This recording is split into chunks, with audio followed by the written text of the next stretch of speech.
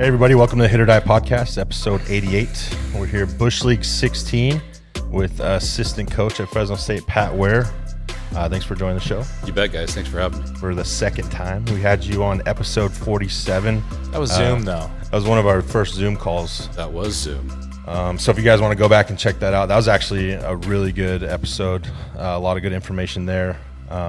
Best thing about that episode was the Black Magic Prom story. Yeah. Yeah. That was a good story. A little inside information is we ran out of Zoom time. That's right. And it ended, and we lost literally half of it, of the video. That was my bad. Yeah. We've since fixed that, but yeah, that was interesting. That was a good one. I would definitely suggest going back and listening to that. And Trinity, yeah. Today's the last day. If you code HIT.OR.DIE, you get free shipping, which you guys won't. This will be out already. This will be out already. Thank you for anybody that went to Trinity and used our code HIT.OR.DIE. We appreciate it. They're great family-run business. And you used it, so yeah. I love their bat. The birch bat is the best wood, I think. I love the birch wood. I don't know when it came out, when they started using birch, but towards the end of my career, I got a birch Trinity bat, and it was my favorite bat.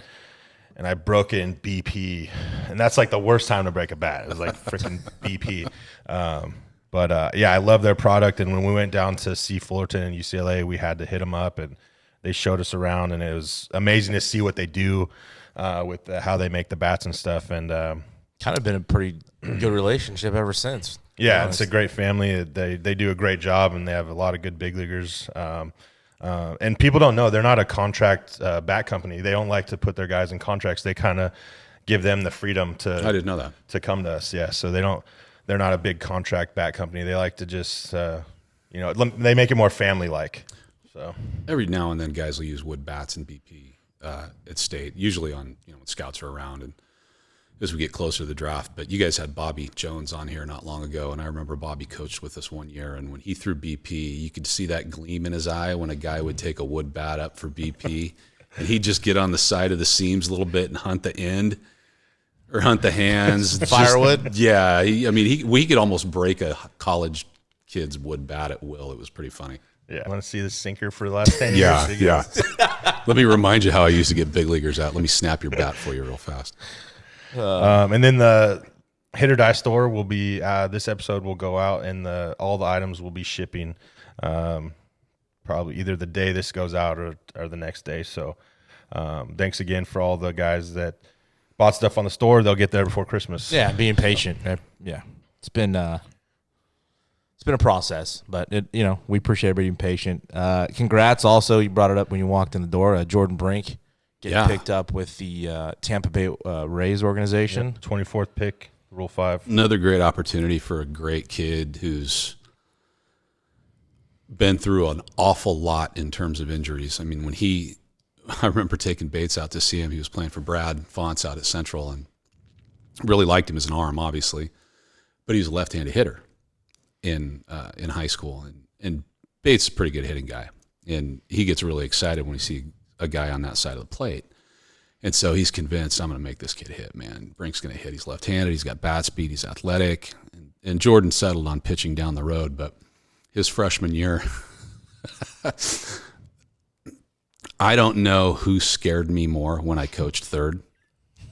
Because when there's a runner on second, you get your back to the plate a little bit. You're watching the middle infielders and talking to the guy at second base. And when Judge was up, if he yanked the ball down the line, you're not getting out of the way. You're just going to wear it. And there were a couple screamers that made me flinch more than once. But Brink is a left-handed hitter.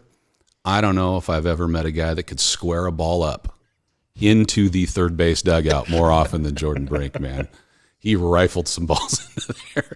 He just had a late trigger. So pitching is definitely, he made the right move.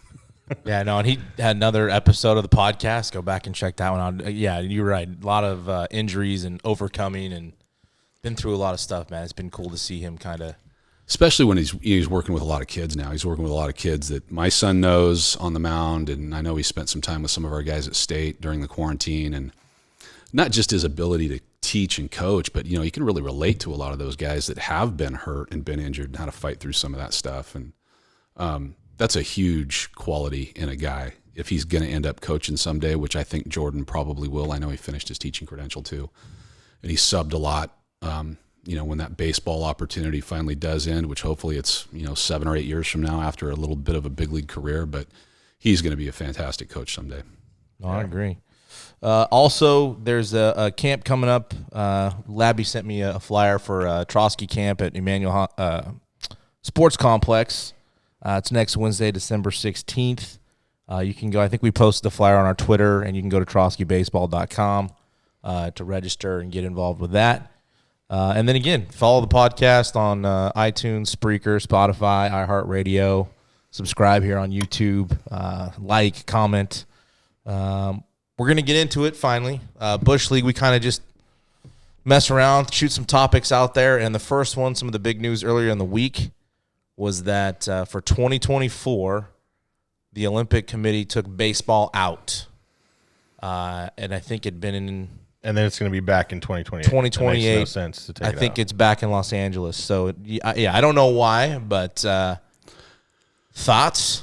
Yeah, I mean, I always thought I missed the boat as a breakdancer. I mean, I had some opportunity in the 80s growing up. Breakdancing was a big deal. And Well, we have some audience members today. my mom, I always wanted the Alfonso Ribeiro breakdancing video set that you could buy that came with instructions and a floor mat with steps to do. And I don't know if you guys know who Larry Tiger is or not, but No. Larry coached with me for a lot of years, and we coached against each other for a lot of years. And he was the breakdancing club president at Selma High School in 1989. I don't know very many people know that about Larry. Larry's had 2 sons go through Clovis High. They're both at Reedley College now playing for Coach Purse, and his daughter plays softball at San Jose State. So a very athletic family thanks to their mom. But Larry's a phenomenal breakdancer. In fact, the other day in Costco, my wife and I ran into him, and he moonwalked for us just to show me that he could still do it. So I don't know why they keep bouncing baseball out of the Olympics. I mean, I know a little bit of it is, the big league guys can't play or won't play because of when it's... Yeah, I think what's that's a happening and major all league. that. I've read where Manfred is like, he doesn't want that. He doesn't. Yeah. It's a conflict. It's the owners don't like it. Right. But I thought it's done well with... Well, you look at all the minor guys that league have guys played. that can play and the college guys that can play. I mean, I remember back in, I think it was 12. I went to Fullerton's baseball camp in '84, and the Olympic team practiced there on a couple occasions while we were at camp. And looking back on it now, it was guys like Will Clark and Rafael Palmeiro and Mark McGuire and Bobby Thigpen and that whole group that went through the '84 Olympics. And I know there are other countries that use professional players. In the United States, I think we won gold in 2000, I believe, and one of my former college teammates actually played on that team, Mike Kincaid. But to not have baseball in the Olympics just seems like it's a summer sport. It's a summer Olympics. Yeah. It's a travesty. Yeah, I agree. So they've replaced it. They've confirmed I got 4 new ones. Okay. So breakdancing is one. Which I'm all for that. I mean, we need more Stomp the Yard breakdancing. is one of my favorite movies. What was the other one? That was a cheer movie. What's that cheer one? Bring It On. Bring It On. Is it a dance one or a cheer one? That's cheer. Okay. You're way off. I've never seen it. Maybe Step Up. I've never seen it. Sorry. Skateboarding is going to be an Olympic sport. Tony Hawk's got to get ready for that, right? Yeah. Sport climbing. What is it? Sport climbing. It's called sport climbing, That's what it said. Is it like rock climbing? or is I it that? think it's or a is fake it that? wall, like a wall, like Okay. a climbing wall. I'm not sure. There's that one where it's you guys might know. Pat's kids are here. His Yeah. 2 sons, Jackson. Jackson and Alex. Alex. Yeah, Jack's a sophomore at Clovis East, plays water polo and baseball, and Alex is a 6th grader at Freedom Elementary, and he plays baseball and soccer and football. And then we've got Bradley, who's not with us today, plays baseball also, and Brenna, who plays water polo. She's a 6th grader as well. So busy. Yeah, we're busy. We were You guys, busy. what's that? Where you? Is it parkour? Yes. Where they run? Yeah. The They like climb walls and stuff. yeah. Where it's- without yeah. like they Yeah. jump on buildings and climb and jump across. It's insane stuff. Maybe that. How is Dad's breakdancing skills? Yeah. Does Dad have breakdancing skills? Never. Okay. I try. It's kind of like singing for me. I do it when no one's home. Yeah. The other one they confirmed is surfing. So the 4 that I saw confirmed for sports for 2024. skateboarding. I could see surfing being good. I mean, have you ever been down to the Vans Open down at Huntington Beach in the summer? Have not. It's pretty cool. It's I mean, really cool. It's fun to watch. Those guys are pretty insane. I mean, I could see surfing, skateboarding, but the other two, I just can't. I don't know if I could justify sport climbing. Like, it's not even like rock climbing or anything. I don't know. And then breakdancing. What about prison escaping? Is that the same thing as sport climbing? You got a couple Dobermans chasing you through the yard. You got to get over the fence it and the barbed might wire. qualify. They can maybe do some parkour in that. You know, the surfing deal, Brad Fontz's wife is a twin, and her twin sister and her husband, they run, or at least they used to, run that surf deal out in Hanford, the lake that's out there with they've had surfing competitions. Oh, like the wake surfing? Yeah, and I know their son's involved in running it, I think, in some way, but I know they have professional surfing competitions out there. Yeah, the one that's suspect is definitely breakdancing. I don't know, I like the breakdancing. Well, I mean, we're going to watch. I mean, Oh, for sure. Absolutely going to watch. I mean, Now, so are they defending when they break dance? Like, can a guy one on one or it's team? like rap battling, right? Is it bad? I don't know. Like, can you tackle the guy doing a head spin? I don't beat know. him? And I don't know. That I would watch that for sure. I wonder what like the uniforms would be interesting to see what the countries. Oh, MC Hammer Pants. Yeah, for like, sure. what are you rolling with? Yeah, we'll have just one of those games of wait and see. Full contact breakdancing I would watch that 100%. Have Pat Hill coach one of the teams. That would be awesome. Anytime, anywhere. Yeah. Punt coverage would be good. Yeah. And they probably would form tackle really well. For sure. And blocking. I mean, they'd be physical. It'd be a physical dance team. Yeah. The other news that came out, and this has been kind of both sides of the fence, people for, people against. I think we're all kind of in agreement, but the Grizzlies will be a low A home Rockies affiliate. And I've seen people say, it's low A, it's high school, college kids that are going to kick the ball around, and it's not going to be good baseball. And again, where do you guys stand on that news and the baseball that is going to be played?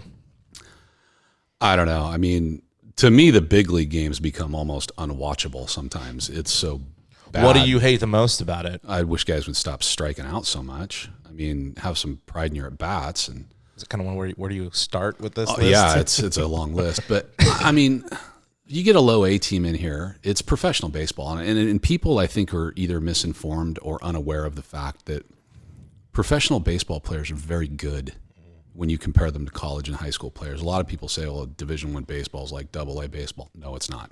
It's not even close. Guys that come out of Division I baseball, low A is typically their second year in pro ball. So you're going to have some really good and very talented players. Now, are they as polished as guys in AAA? Probably not, because those guys are a little bit older. I mean, they've been playing a little bit longer. You got a lot of big league guys who are on rehab assignments, or guys with big league contracts that are in AAA, 40-man guys that are in AAA. And so is the baseball better in AAA? Well, yeah, it's better in AAA. It's better in the big leagues too. But, I mean, you're going to see a lot of prospects roll through here, a lot of high draft picks roll through here, either on the Rockies team or on other teams. You're going to get more regional rivalries for sure. You got Visalia right down the road. They're in the same league. You got Stockton right up the highway. They're in the same league. It's professional baseball, and Fresno's a difficult town to travel in and out of by airplane. And I know that guys who have played in AAA and played with the Grizzlies have shared some of their, not horror stories, but difficulties about their travel experiences, because it's a jet league. AAA is a jet league, both the International League and the PCL, and you got to have an airport that can accommodate all those flights. And Fresno doesn't always do that. Because of the choices you have to fly out of, and it's more economically feasible, I think, for the owners also. But Major League Baseball has been trying to pare back the minor league system forever, and the COVID experience has given them an opportunity to do that. I don't know whether that's good or bad, but I think Fresno should feel very fortunate that we are still on the board to have professional baseball in our town. It's a great baseball town, and if people go out and give it a chance, I think they'll enjoy the experience just as much. The new Grizzlies owners have done a really good job with their fan experience stuff and their promotions and all that. And I don't think people are going to notice, the average baseball fan, I don't think is going to notice any difference in their experience they have going to a Grizzlies game now.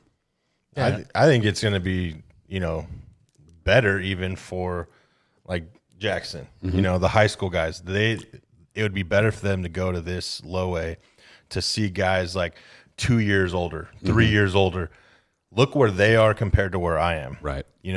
But now you're gonna even go see a Latin kid that is your age, Right. playing. No, I'm dead serious. I hear you. That's been in the system for 2 years already at 14. That looks like he should be in AAA, and you're gonna be like, holy crap, that's the level I need to get to. Yeah, because he's only 18, right? Well, no, he's 16 now.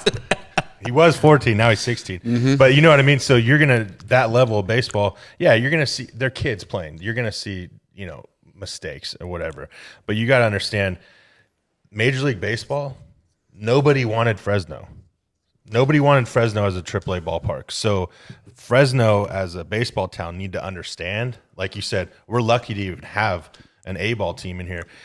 So now we have, and not a lot of cities have professional baseball. No, they don't. And not a lot of cities have a premier Division I college program and a bunch of good junior college programs and a good Division II program. So, I mean, we should be proud of what we have. I think going back to what you said about kids being close in age to those high school kids that can go out and see games, I think that's one thing.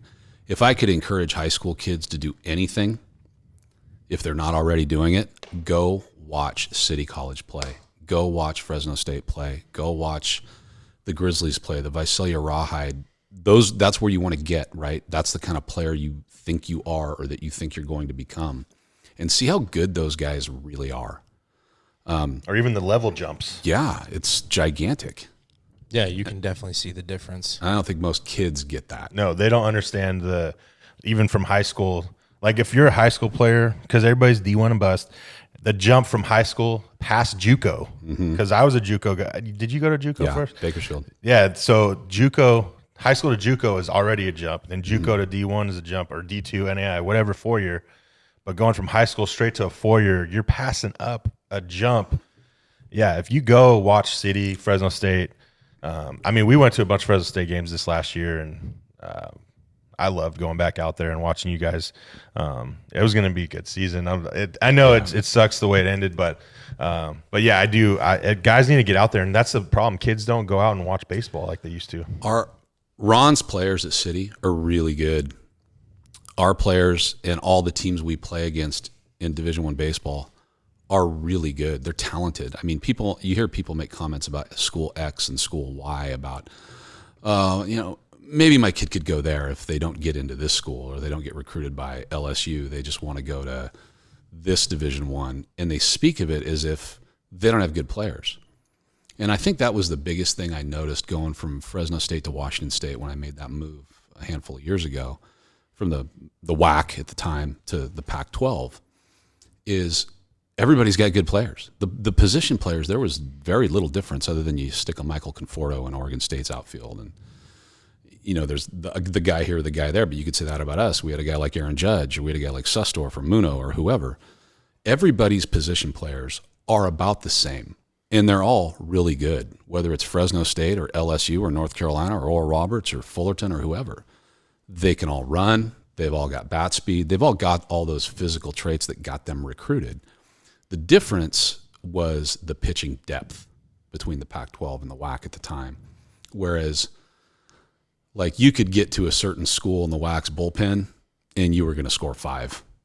Okay? You get to UCLA's bullpen and the game's over. Yeah. If you don't have the lead, the game's over. Savage brings out David Berg, and you might as well walk up to the plate with a glove, catch it, and roll it to the shortstop. It's a ground ball to the shortstop. Just keep on walking. Whether it was a sinker or a slider from that 3/4 arm slot, when you get into schools like that, their bullpens, they're deeper because they attract that higher draft pick because of the level of the degree they have and all this other stuff. So they just have more arms. So their bullpens are deeper, but the position players are the same. I mean, and they're all really good. Everybody's got really good players. I mean, UNLV had a first-round draft pick as a shortstop a couple years ago. He's fantastic. And everybody's got, and they roll their backup shortstop out there after we were blowing him out one day, and he could pick it. I mean, everybody's got good players. So if you're going to go to an A ball game, whether it's high A or low A, you're going to see really good players. You're going to see professional baseball players, high draft picks, guys that have the same skills that big league players have. They just haven't put it all together yet. So that's a great point. It is, and I was seeing people talk about the difference between AAA and the professional game, and I'm thinking, well, obviously, but also the game is the entertainment value at a AAA game is still different than a professional. Yeah. They're still doing the dancing dinosaur right at AAA. You're not seeing that at the Giants. So nobody's rolling out behind home plate at that Yankee part's Stadium not going to change. doing the dizzy bat Whether it's- spin and Yeah, racing They're first still going to base. have all the fun stuff. And Kids we'll have running the Paw Patrol bases night and- and all that stuff. Yeah, it's not going to change from low A to AAA. They're still going to do those advertisements, and that's how they generate revenue. I mean, I consider myself, besides the breakdancing thing, it's a bit of a taco connoisseur. Okay. I mean, every kind of taco you can think of, from Speedy Zapatos on Blackstone to Tito's Tacos in Southern California to the taco truck on Mountain View on your way to Dinuba. So the fact that the Grizzlies bring the taco night and they bring it, like, I'm all in on that, man. And I don't care. I don't care who's playing. They made the renovations, right? They got the beer garden now, and Yeah. I think I also think that, and people don't like me as it is, so I really don't care. But I think Fresno talks a big says game. who, Chad? They talk a big game as it is. And the funny thing is a lot of people that talk about it don't even go to the games as it is. Yeah. Because a lot of people don't like where the stadium is, which is understandable. But it's like, so if you don't go to the games, then don't talk about it. Yeah. And that's why I don't really say anything, because I don't go. I don't go to a lot of the games, but I'll go when a kid's night is, because I'll take my kids to it. But because my kids aren't old enough to go sit through a whole game yet. But I went a lot when I was younger, when they were still playing at Fresno State, because I had teammates that were still playing, guys in the PCL. And then I didn't go for a lot of years. And then I had former players that played for me in the PCL. So we'd go to games then too. So now, when I, as a baseball coach, you guys know this, you're inundated with baseball constantly. So, the last thing you want to do on a Tuesday night when it's 110 is roll downtown to watch a game. But if I've got a vested interest in it, if I know a kid playing or whatever, we'll go. Or if we get tickets, we'll go or whatever. But the level of play is never determined whether I show up at a game or not. I mean, I'll roll out to a high school game whenever I get an opportunity and watch that, because it's baseball. And for people who are frustrated with professional athletes and all the things that people complain about with pro guys, go watch a low A game. Watch some guys that are hungry, some guys that are scratching and clawing to get to the next level or get better or make it to the big league someday, or a JC game or a high school game or a college game. I mean, if you really appreciate the game, it doesn't matter what level it's played at. And I think there aren't as many baseball fans like that, or there aren't as many people where it's just like it's in your veins. You can't get it out. I mean, I'm 48 years old. I'm still coaching, and I should probably not be. I should probably be mowing my lawn every day and just doing that kind of, I can't stop it. Now I see that in some of my kids too. You can see it. It's in their veins. They can't get it out. And I don't know if there's that many people that truly appreciate baseball in that way anymore. Because it's become such an instant gratification entertainment industry. Like, why do people like football so much? You played high school football, Jake. I don't know if you played high school football or not. no, he was a tennis player. And, I did a little bit of football. I played high school football, and I coached high school football for about 10 years. So when I watch a game, I'm watching the interior. I'm watching what the linebackers are doing. I'm watching a guy check at the line of scrimmage. But in my opinion, and I'm not saying I'm right, I think most people gravitate toward football because they believe it reflects their personality if they're a fan of a violent sport. Like, it makes you more of a man if you like football than baseball. And I've coached a lot of football, and I don't think people have a deep understanding of the sports they're watching all the time. And so they need that loud noises, crashes, impact, contact, all that stuff to appreciate it. And baseball is just not that kind of sport. No. You You have to understand the game. Right. And It's not exciting. I resent your tennis remark. I did play baseball too. You did play baseball. And you did play baseball. I did. Right. We were talking about football. I know. I did play a little football. I didn't play varsity football. I was though. saying you played tennis, though. I did play tennis. I'm not ashamed of You it. guys know who Bill Waite was? Not a, He was a tennis coach at Fresno City College for a lot of years. When Bill Music was a football coach, Bill coached tennis and football. But he played in the Canadian Football League. But he coached tennis at Fresno City College. So I remember as a kid going out to watch him because he was buddies with my dad. And you've got this 6'2", ripped up, tan, tank top, hulked over dude coaching tennis. I'm like, is that what a tennis player looks like? no, not typically. No. Yeah, but I agree with that. Football is like, it's just it's action. Yeah. Baseball, there's not a lot of action. It's a boring sport if you don't understand the sport. Yeah, it can be. And that's why it's lost a lot of fan following, I think. And I hope Major League Baseball continues to try to do a better job to bring more people in.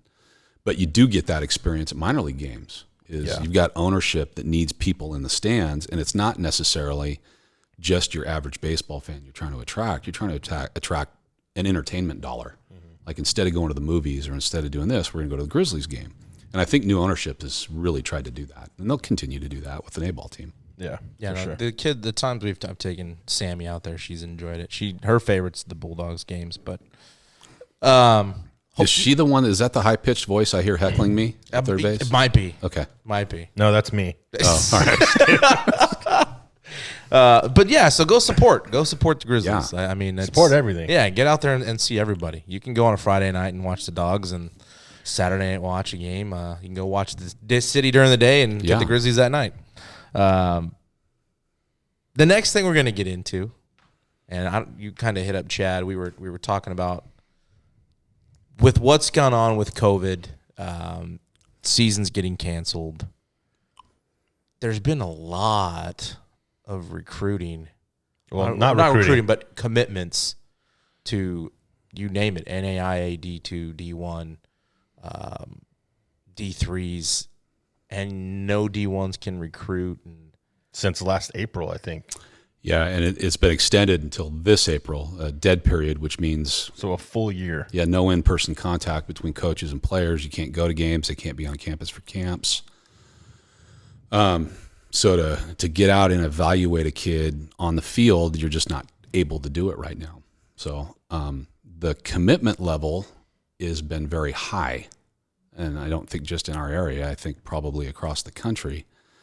And I don't do that anymore. That's not my role at Fresno State. I just show up and coach, and I know that's Ryan's role now. But the you were really good when you were there at Fresno State as a recruiting coordinator. And before we go too far into it, I do want to say, and we can maybe agree or agree to disagree or whatever. I think that while travel ball to me at times is too much, as far as how long they go, especially at certain age levels.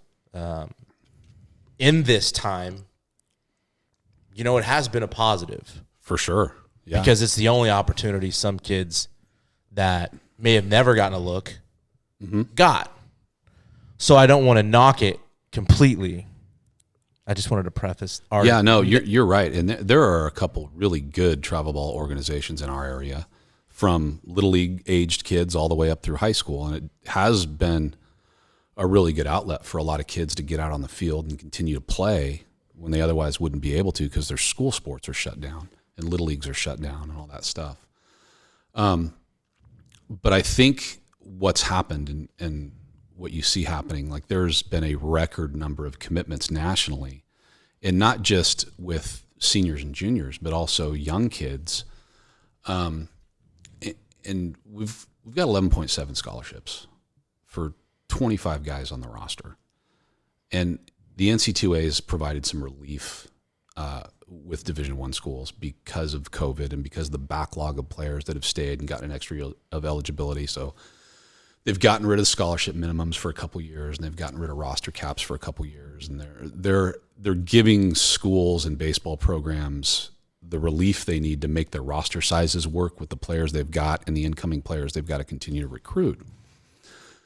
But at the end of the day, no matter how many kids you've got on your roster, whether it's 32 or 40 or 25 guys on scholarship or 27 guys on scholarship or 35 guys on scholarship, because of the relief the NC2A's provided, you got 8 position players on the field and 1 guy on the mound, 3 guys on the mound for the weekend, and 5 or 6 guys out of the bullpen that are really going to pitch a lot, maybe 3 other bats on the bench.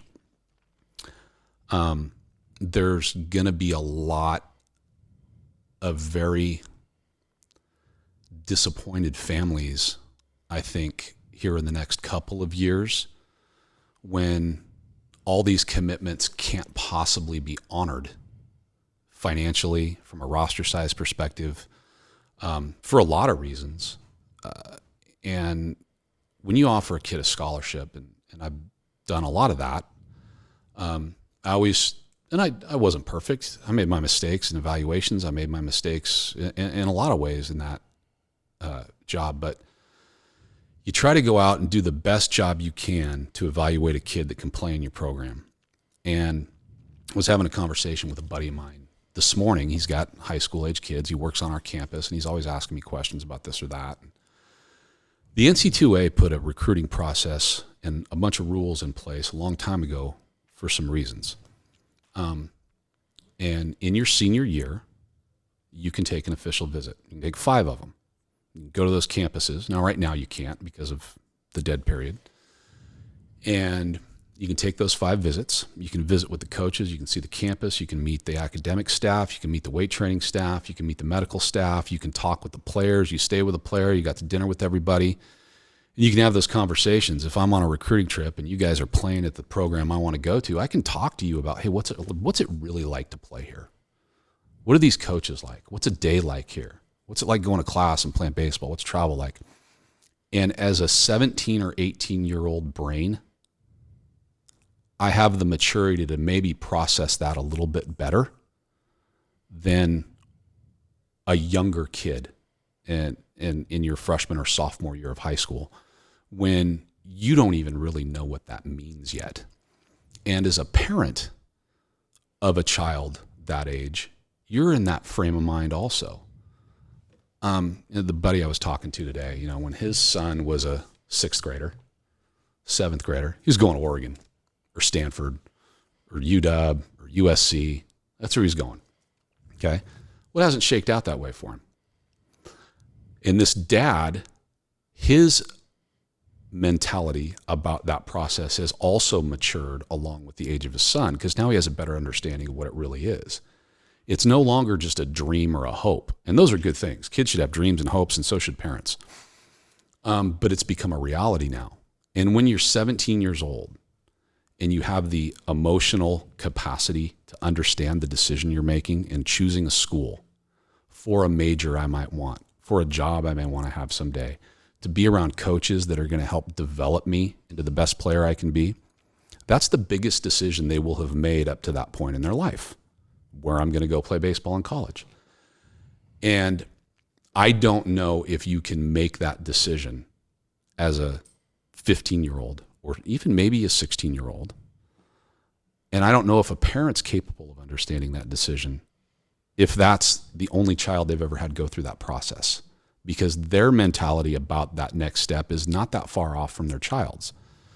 Now, if you grew up a stone's throw away from Goodwin Field in Yorba Linda, and you've been to every Cal State Fullerton camp every season your entire life, and your dad knows one of the coaches, or they went to high school together, and you've hit with that assistant coach at every camp your whole life, and they offer you as a freshman or a sophomore, and you've never wanted to go anywhere else but Cal State Fullerton, that decision makes complete sense. But I think what is happening, or if you get an offer from a super high-end academic institution that might change your life, I understand that decision too. But when you get an offer from a school that you've kind of heard of, but you don't know anyone that went there, and you've never met the coaches, and you've never been to any of their camps, and you jump at that opportunity like it's going to be the only opportunity you get at that young of an age, that's a tough context to make that decision from, because I don't know if you truly understand what all that means.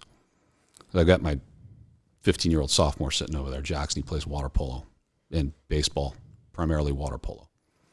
If USC called me and said, hey, we've got a scholarship for your son to come play water polo at USC. He's 15 years old. As a parent, absolutely, let's go. Where do I sign? Can he take a trip to see you guys? No, not right now. He's too young. Okay. Can he talk to any of your players? No, not right now. He's too young. Huh. Well, okay, we're still going to do it because it's USC, and that's a great institution and a great degree, and they've got a fantastic water polo program. I really don't know what I'm doing making that decision. I don't understand the water polo world all that much, and I don't have the context to help him make a great decision, even though it's a great opportunity.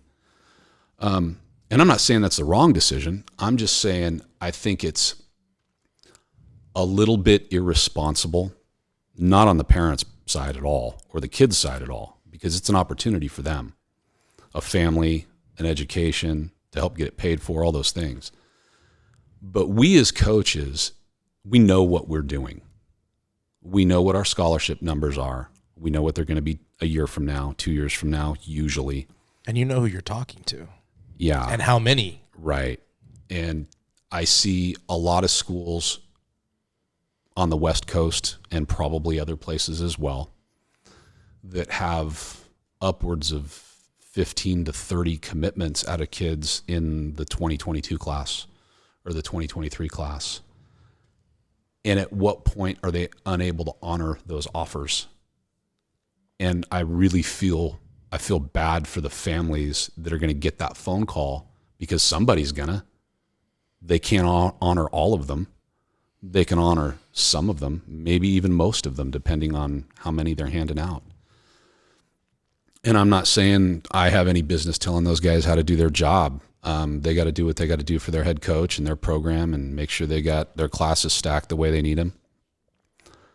But the reality of it is you're going to have a huge number of kids and families that are going to get bad phone calls 2 years from now, 3 years from now when they're in their senior year. And I just think it's an unfortunate direction that recruiting has gone. And I know football and basketball have been like that for a long time. Baseball's starting to creep that direction now too. Should the NCAA intervene in something like that? I mean, we've got rules in place. I mean, that's some ethical issues you run into. I would think. I mean, technically, you can't sign a letter of intent till your senior year. November. Your senior year is the first binding opportunity you have. You also can't take a visit till your senior year, but I can go watch Cal Fullerton in season all day long. Yeah, you can take unofficial visits on your own dime and go do that. And those are great things to do to get to know programs and players. And I mean, that's why when we talk about camps, it's so important, because that's, while it's not a visit, it is a visit. It's everything other than maybe working with players and you're young, but you get to see that environment is somewhat. I think the NC2A has got the right rules in place. I think that as recruiting has sped up, just like it did in basketball and football, offers, when I was doing it was primarily juniors and seniors, right? Okay, so fast forward 7 years, and it's creeped down to younger grade levels than that. And that's okay too. I mean, as long as you're sure you can project what a 15-year-old's going to look like when he's 20, what his arm's going to do, what his body's going to do, what his work ethic's like. If you've got all those questions answered and it's a fit, then yeah, go for it. I just think it's really, really, you got to be really good to do that. I couldn't do that. I couldn't look at a kid that was a freshman and say he's going to be a Division I player. I could look at a kid that's a freshman and say, man, this kid's got actions. He's polished up a little bit. He can run. He's got a good arm for that age. Is it going to continue to develop? It probably will. But to the degree we need it to be a Division I player, that's a lot of years to project. Whereas when a kid's 16, 17, even 18 for sure, they're more physically close to their ceiling. So your margin for error is much less. I mean, think about every Division I program in the country has guys there. They were sure were going to be impact players. I did. I recruited plenty of guys I thought were going to impact our program and didn't for whatever reason. And guys I took flyers on as walk-ons that ended up being in the big leagues. So, I mean, I missed on both sides of it. I just think the closer you get to that physical maturity and emotional and mental maturity to make that kind of decision, the better off you are, not only as a coaching staff, but more importantly, as a family that's making that decision for your son or daughter in a female sport. And I know it's a little bit different on the female side because girls mature faster than boys physically and emotionally, but that's a reach in a lot of ways. And if you're only doing it with a guy here and a guy there, it still really isn't that big of a deal. But when you're doing it with 30 kids, that's where it becomes, I think, an ethical dilemma on the side of the colleges. Yeah. We should know better than to do that. If we have a kid in our backyard that's come to all our camps and hit with us at camps and done this or done that, and you know the family, you're in a little safer situation. But you know, if we're doing that with a kid from San Bernardino that we don't know, just because sent me a video and it looked pretty good, it's a big risk. And it's a risk for the coaches, it's a risk for the program, but you're putting families in a situation where the likelihood of them being disappointed is very high. And you don't fault the families. I mean, you got a scholarship. I mean, when Jack was 4, I took him with me to area code games down in Long Beach. And Frank Cruz was the USC coach at the time, and he wrote on a napkin he was going to offer Jack a baseball scholarship at 4 years old to come to USC. I still got that napkin. I want to call Teddy Silva and make sure that it's still binding at this point. But, of course we want that for our kids. Of course we do. I agree. You get jacked up for it too when you hear it. One of the things, again, because I've never recruited a kid, so I don't know how the process really works, but the instance where it's a 10th grader and, we're going to offer little Johnny, you got a week, or we need to know now, because that's why I like Jason Donald's episode. I don't know if you ever heard that one. I mean, he committed late. Mm-hmm. He was pretty much dead set on Fullerton Mm-hmm. until he got his official visit to Arizona. Was like, right. Whoa. Mm-hmm. So what do you say to a parent that's getting pushed by a school to take our offer, or we're going to pull it? I would say a couple things. If you get offered by a school that's your dream school, like you always wanted to go there, no doubt in your mind, there was no other place you ever saw yourself playing college baseball. And if you get that offer and it's right, then absolutely take it. But if it's taking an offer for the sake of taking an offer, one, because you want to put it on social media, it's not the right reason to do it, or two, because you're afraid you're not going to get another offer, well, that probably means you're not good enough to go play at that school anyway, and you're going to be bounced back at some point. Fit is gigantic in terms of deciding where you want to go for a family and for a coaching staff. The kids got to fit us, we've got to fit them. And that's the beauty about the official visit, is you get that feel. You're sitting across the table from the coaches. In our case, you're on an official visit. You're talking to Bates with your parents. The first thing he's going to talk to you about is his academics. This is what we're going to do to get your kid a degree. The baseball is going to take care of itself. For me as a parent, and when I did all that stuff, my kids were little. I knew it was my job to do that, so I understood it. But now as a parent of older children, I have a greater appreciation for that aspect of recruiting. It's way more important than are they going to play in the big leagues? Are they going to get a degree? And so if you're worried about this, I got a phone call from a coach I've never met, or I got a third-party phone call from my baseball coach, from a coach because I'm only 15 and they're not allowed to call me yet, and all that other nonsense that happens. If I get a call from a coach I've never met, from a school I've never been to, or maybe never heard of, and I jump at that commitment, it's probably not for the right reasons. I would tell that, just wait it out, man. Let it happen. If you're good enough, it's going to happen. I mean, especially if you're a freshman or a sophomore, it's probably not going to be your first offer or only offer. If you're that good and you're getting attention at that age, you're going to get more attention. Yeah. So What about? I'm seeing more of this too. I'm seeing kids getting ranked, whether it's area code, perfect game, PBR, ranking all these prospects for a showcase. It's what, $800? I don't know. I think it was like $8.99 or. It's a lot. if I pay an extra 50, do I get a higher ranking?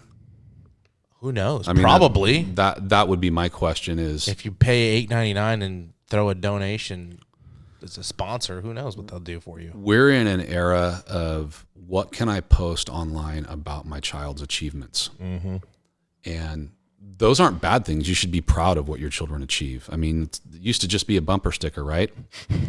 My kid's the student of the honor, week. honor, yeah. Right? So it used to just be a bumper sticker. Well, now it's social media, and parents are proud. I mean, your dad was as proud as any dad I've ever seen when you played. My parents were proud, and I'm proud of my kids. Everybody's proud of their kids, and no one should take that away from parents or what they've achieved or what they've done. But to try to chase those types of rankings from those different organizations, you're ranked the 18th best player in the country. By the way, the country's a big place, by the way. It's a lot of players.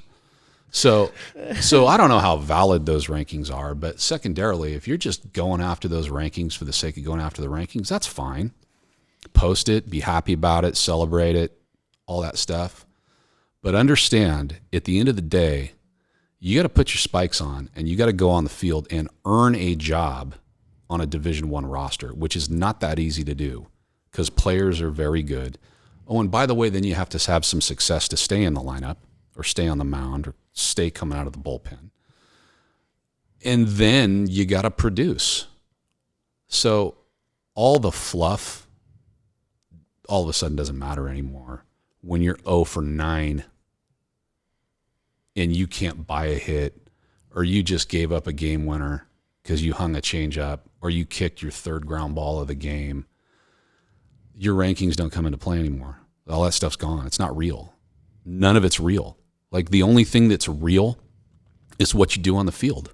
Right. Everything else is just for show. So you can feel good about all that stuff, and those achievements are great. There's nothing wrong with being the honor roll student, 3 semesters in a row at whatever elementary school you go to. But at the end of the day, you got to actually do something. And I think social media has skipped that part of it a little bit, the actually doing something. And now that it's bled into recruiting, like, you're putting families in a position to make decisions that aren't real. Like, it's not real. I got a scholarship offer from a coach that never saw me play, from a school I've never heard of. How real is that? It's not. On a video I posted of one swing. Right. So it's unfortunate that it's gone that way. I think it'll work its way back because guys are going to get fired. I mean, you don't bring in good players, you don't win games, you keep your job. I mean, that should be an evaluation, a part of the evaluation process too. Am I getting an offer, right? This is this guy's first year at that college. Yeah. And I'm a sophomore. Maybe I wait till I'm a junior. Maybe I wait a year and see how that program does their first year. Or if I'm a freshman, give it a couple of years. Let's see. And if you're a real dude, you get an offer as a sophomore. Yeah. From a school you can afford to make that decision. Say, if I got an offer from these guys, I'm probably going to get an offer from these guys Yeah. too that I'm watching playing in Omaha. Let's Right. wait this thing out a little bit. And if they want me bad enough, it will probably be there still. Still be there. Yeah. Because I can't sign anyways. Right. Because even if you tell me you have to commit to me, like, just, that's what I think about and what I tell people. Because it wasn't like that when I was going to high school, and you had a bunch of D1 guys at Central when my senior year that were going D1. We didn't get recruited until our junior year to sign our senior year. So I just couldn't imagine, like, not going on a recruiting trip until your senior year. Why would I even commit to something as a freshman or put it out there?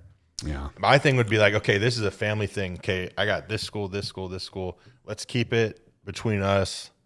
but everybody wants about me, rather than just keep it and then we'll make a decision November, whatever, and make it kind of like a special thing. Yeah. I think that's kind of missing too. It's like, because guess what? I might not want that school when I'm 18 or 17, 3 years from now, because a new coach, like you're saying, Right. or, that program's not where it is. Or, Yeah. Or now you- Vanderbilt or, You tweeted something about go look at who all these guys they just signed last year. Yep. They signed 4 shortstops. I would be cautious and want to do my homework if I were even a junior or senior in high school. If I'm getting offered by a program, what's the roster look like? Yeah. Who else have they recruited? Who'd they sign in November? In the draft changes that a little bit, and there's always attrition in a program. Guys transfer out and guys transfer in from junior colleges and all this stuff. And I just think the more information you have, the better, and the more emotionally and mentally ready you are to understand what going to college is and what playing baseball in college is, the more likely you are to make a good decision. Because transferring is no good, man. No. I mean, it's like a red flag. you go to one school and you bounce to another school because it didn't work out, and maybe it just legitimately didn't work out. But did it not work out because the staff changed, or you changed, or the coaches changed, or did you not take a visit there? Did you jump at the wrong opportunity because it was the first opportunity?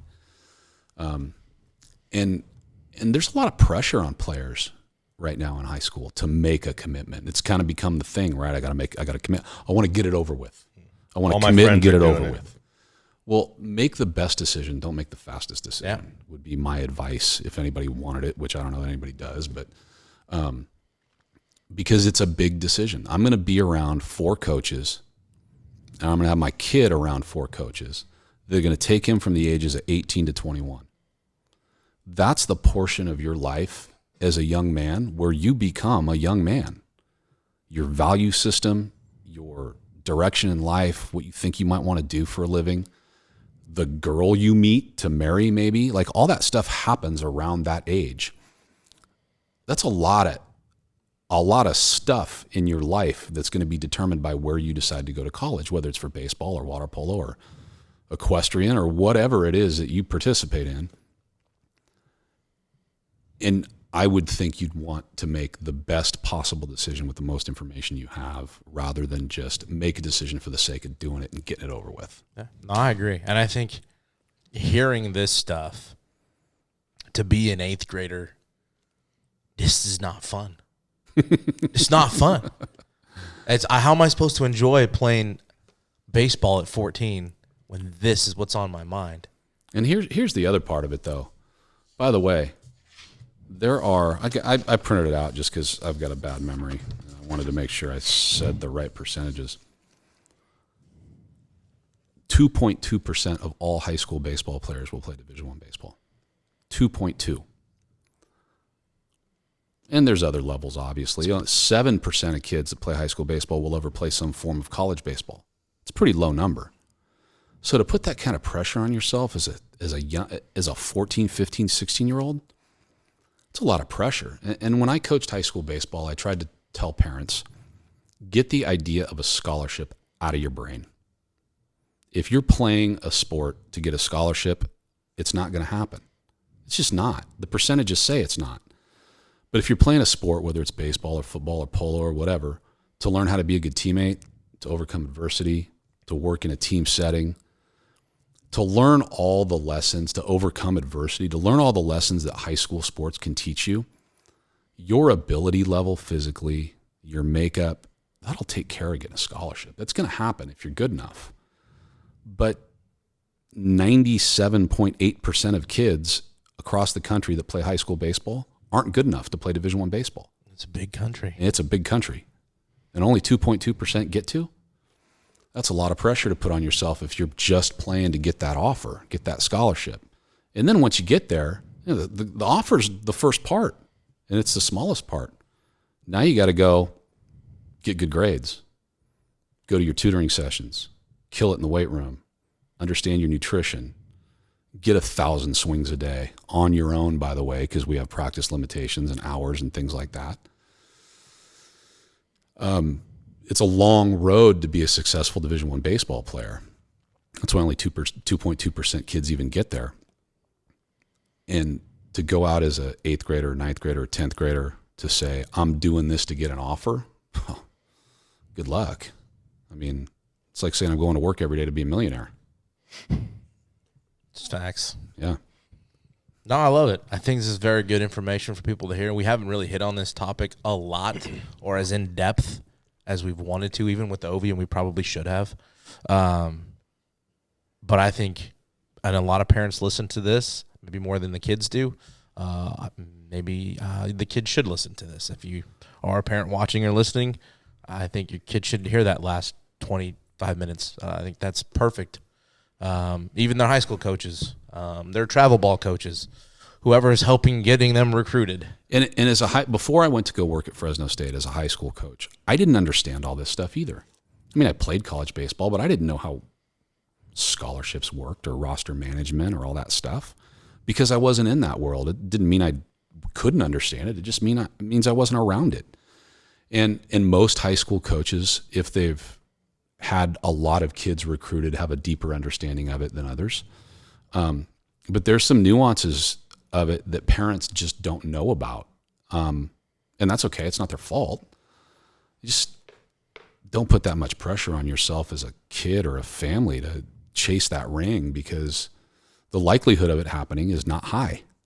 Play sports to play sports. Play sports because you enjoy it, because you like to compete, all those other reasons that we talked about. But if you're just doing it to get that offer, oh man, you're going to be one disappointed puppy.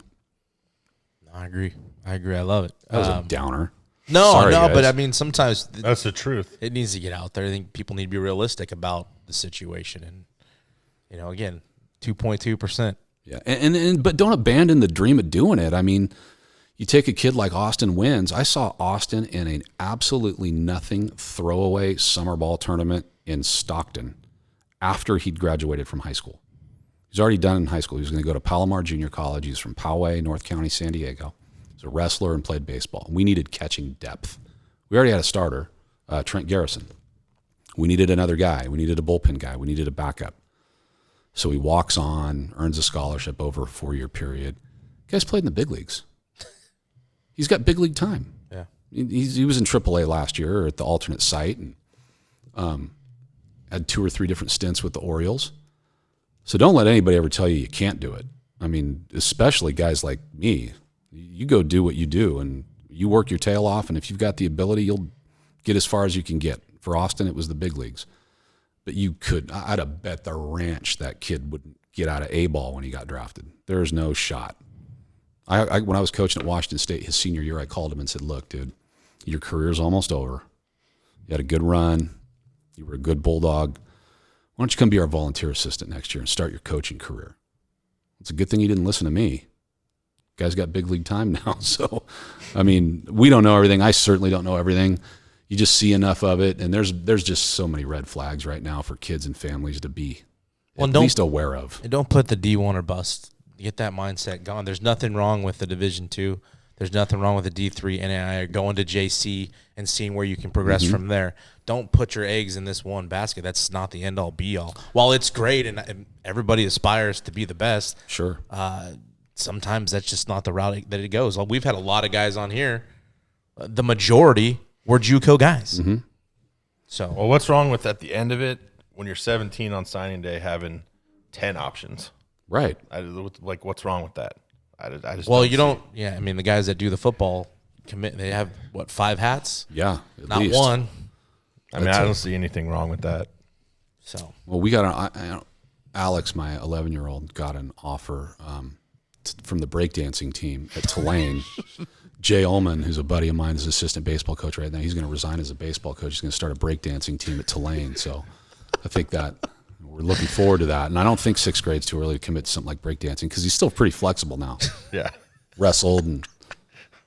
This is good. Good. Moving on. We're going to finish with this. Next month, January, you've got the riders that will come out with the 2021 class of the Hall of Fame. Mm-hmm. I kind of mentioned earlier that they're. Did I make I don't think I made the ballot this year. I don't think so. I didn't. I looked. Pretty disappointing. I did see that. I think See what mine was. a report, which I don't know how they would have this info, that Bonds and Clemens were going to be roughly 10% shy of what they needed.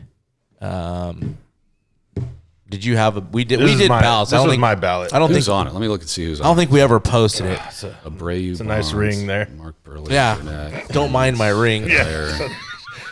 I don't wear it that often. I just like to remember the good times. Those were good times. I'm fine with it. Where do you sit on that debate of the first two people I voted for on there were Bonds and Clemens? So I go back to Pete Rose. Somebody got all those hits. Should Pete Rose be banned from baseball for life for betting on the game? Yes. Should he be in the Hall of Fame? I think so. Agreed. He got all those hits. Clemens and Bonds are two of the best players, if not the best players of their era. They got to be in the Hall for what they did on the field. Now tell the story of what they did also. You can't leave that out. But Well, Bonds is still alleged, right? There's never Yeah. been anything, I mean, other than his hat size, the maybe. transformation and definitely the Hulk, Hulk, like the only thing he didn't do is turn green. it is His innocent batting helmet until ended up- proven guilty, The though. batting helmet ended up being like this the last week. No, but it is innocent until proven guilty. I don't think there's a lot of red But flags. Pete Rose also was popped when he was a manager. Yes, So don't let him in as a manager. right. That's what I say. I don't know. I mean, if you go dig through the exploits of a lot of guys in every one of the Hall of Fames, basketball, football, baseball, you're going to come up with some seedy dudes off the field and their families and all that other stuff. But they're in the Hall of Fame for what they did on the field. And that era was, I think, more inundated with performance enhancers than we even know. I think it was very widespread. I watched a former college teammate of mine in AAA who had never hit a ball over any fence in his life, including college, hit 12 home runs in AAA one year. And this was in the mid to late 90s. And his body looked very different than when I had seen him in college. And there's some physical maturity that happens to guys at 22, 23 years old. But I think throughout baseball during that era, guys were doing whatever they could do because it wasn't illegal at the time. No. And so they were doing it. I have students that accuse me now of being on steroids in the classroom because I teach so hard every day and I'm so enthusiastic. And I don't know. I've been in your class. I don't believe that. And I mean, we get after it, especially on Zoom. But and I don't mean to make light of that. I like to have fun with my kids, so some of them probably might think that. But I don't know. I think they got to be in based on what they did. It's the all-time home run leader is not in the Hall of Fame for the sport. It's a little bit baffling. But then Jeter didn't get 100% of the vote either. No. Like, what guy didn't vote for Derek Jeter? I don't know. Do they? I don't Do know. they? That's another argument. I would love to see who the ballots of who voted for who. And I just feel like it. I don't think it should be the shouldn't be writers. I don't think it should be 100% or ever. the writers. I think Hall of Fame members should be the ones that vote on who gets into the Hall of Fame. Yes. I think that, or if you have, I said if you have big league time, but maybe if you have 10 years, Yeah, veterans, 10-year Yeah. veterans. Yeah. I think you should be able to vote too because you played with those guys. Yep. But the writers, maybe a percentage, but I don't. Guys that never played the game have a vote. It's just ridiculous. Yeah. The vote, not a vote. Yeah, the vote. The vote. Well, no, Hall of Famers vote too. Yeah. Okay. Yeah. Yeah. I don't like it. I mean, Bonds' numbers his numbers are insane. Even before he was with the Giants, he was a Hall of Famer. Yeah. So I Can't mean, If he had just continued on that path, He would've still would been be in the Hall of Fame. Yeah. I mean, he still would have the most MVPs. Well, what would Ken Griffey Jr. have done had he taken steroids during his injury-plagued years with the Reds? And got back healthy. He'd be the all-time home run Probably. Yeah. I mean, that's a fair leader. He argument. missed the equivalent of like 2 full seasons Yeah. or 3 full seasons or something like that. You know, the other thing I told Chad earlier was, there was college guys Oh yeah, and that were doing steroids that probably were first round draft picks. Why'd you point at me? I'm saying like, Yeah, but you understand probably. they and we don't know who they are. Nope. And In that time frame, in the 90s. who knows if they've had. Why long pointing at careers. me? I'm gay. Jeez. Hey, What are you There's a doing? lot of accusations certain being thrown around this table.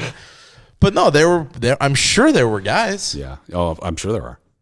And they benefited from. I mean, the commissioner of that era is in the Hall of Fame. And he knew what was going on. That's How is that different than what the Astros and the Red Sox did? Yeah. You ended guys' careers. You got guys demoted because you cheated. Why is one form of cheating different than the other? Yeah. So you can justify one, but not the other. There's no consistency to it. So I don't know. You had to ban one, Pete from baseball completely, who was a real pleasure to talk to, by the way. What's his hair look like in person? Get a hat on. Yeah. He wears a hat Had a 24/7. I would too if I had hair like that. I think it's thin up top. But no, he was fun. I wonder if he has the monk, where it's long everywhere but bald on top. I'm not sure. Yeah, I know. I wanted to pick your brain. I mean, that's a pretty interesting list. Yeah. I just thought that those guys are. To me, it's like you go look at Manny Ramirez's numbers. Oh, yeah. I mean, Ridiculous. I never really liked him. I didn't like his. Manny being Manny. Yeah, I just wasn't a big fan. But Yeah. you go look at the guy's numbers. It's insane. I know. Phenomenal. What player other than Barry Bonds in the modern era did you stop what you were doing to watch hit? For me, it was Griffey, just because that was my guy. That was Griffey. Yeah. I mean, I don't know. I don't know. Maybe a couple others.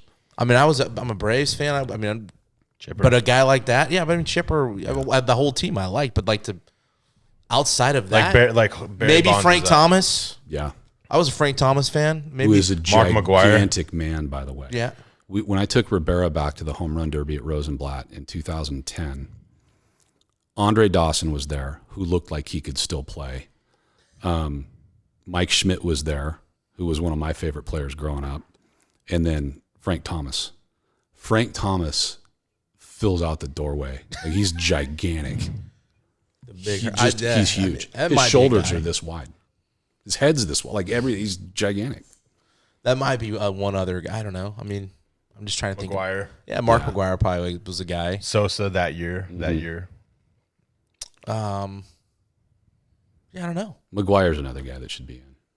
I think so, too. I mean, as much as I loved Tony Gwynn, did you stop to watch him hit? I mean, maybe. He might be a guy that people just enjoyed to watch play and hit.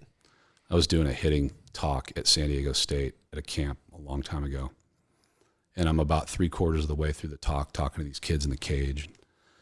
I happened to turn around, and Tony Gwynn was standing behind me. And I'm thinking to myself, What are you pointing at me for? I hope he hasn't been standing there that long, because I don't want to know what he thinks of what I just said. Yeah, that's good. Yeah. Yeah, no, we'll see I what happens. actually heard it was tough for him to teach hitting. I heard from I had a couple buddies that played at San Diego State, and because he was so good at it that it was really hard for him to teach guys how to understand how to do it. Yeah, you just do this and this and this. Yeah. That's Get a bunch of hits. Wake up and hit, 340. I mean, Right. come on, guys. Yeah, but they said he was a great like coach. Everybody loved him from what I've heard. Yeah. Just a phenomenal guy. I also heard that from Eric Valenzuela, the head coach at Long Beach now, was his assistant at one time. And he said he would show up to the field every morning in his uniform, sit in the office in his uniform all day. Like, he wore his uniform every day, whether it was a practice uniform or a game uniform. He loved it. Well, 20 plus years and doing it, he probably was just used to it. Yeah. I wore my cup for the first 2 years coaching because I was like having a uniform without a cup. I wasn't used to it. Are you serious? I'm not going You're to not say. serious. I'm not going to say one word about that. Hey, Why'd you stop wearing it? well, because coaching. I just stopped. I was wearing a cup. Well, we're just gonna have to wait. I guess we'll wait and see next Yeah. month what they decide. I mean, I don't on that list. Who else was on there? Chad, Billy Wagner. I thought was. I think he's Abreu, Bonds, Burley, AJ Burnett, Clemens, Kadire, Dan Herron, LaTroy Hawkins, Helton, Tim Hudson, Torrey Hunter, Andrew Jones, Jeff Kent, Andy Pettit, Aramis Ramirez, Manny Ramirez, Scott Rowland, Kurt Schilling, Gary Sheffield, Sammy Sosa, Nick Swisher, Shane Victorino, Omar Vizquel, Billy Wagner, and Barry Zito. Helton should get in. Yeah, I think Helton's My 10, you could vote for 10. I said Barry Bonds, Clemens, Todd Helton, Andrew Jones, Jeff Kent, Manny Ramirez, Kurt Schilling, Gary Sheffield, Omar Vizquel, and Billy Wagner. Yeah. I think Billy Wagner's like top 6 in career saves. Mm-hmm. Who knows? We'll see what they decide to do. Again, I'm not a huge fan of the Riders, but whatever. It is what it is. We can't control it. Barry Bonds, he'll be that guy. Like they always, you know, how they're letting the old guys back in the Hall of Fame. Like later on, they do one. He'll be that guy. Veterans Committee. Yeah. I hope so. I hope he gets in at some point. No, I agree. Well, it's been fun, man. Yeah, I appreciate you doing this. Thank you guys for having me. It's been good. Yeah, we fan of the dogs, fan of what you guys do. I think that's a great question. We might have to put that on Twitter. Who in that era would you stop and watch an AB for that maybe is a team you weren't a fan of? I think that's a pretty good question. For me, in general, Griffey and Bonds, but the one guy more than anyone else I would stop and watch was Bo Jackson. I was going to say Bo Jackson too, but I didn't. At any point, he could hit an inside the park home run or hit one 500 feet. I mean, or run through a fence. man, if he never got hurt, and if he had come along 10 years later, everybody would have thought steroids. yeah, Probably. He was in the right era for him. I mean, and that was another question. It was how many guys were, because I don't remember him and Deion Sanders that were two-way. Ron Gant. Was Ron? There was another Atlanta outfielder. Ron Gant. It wasn't him. It wasn't I'm Ron thinking Gant? of somebody else. Shoot, I can't remember his name, but he played football. So What years? What years was it? Same time frame as Sanders, maybe a little bit after Sanders.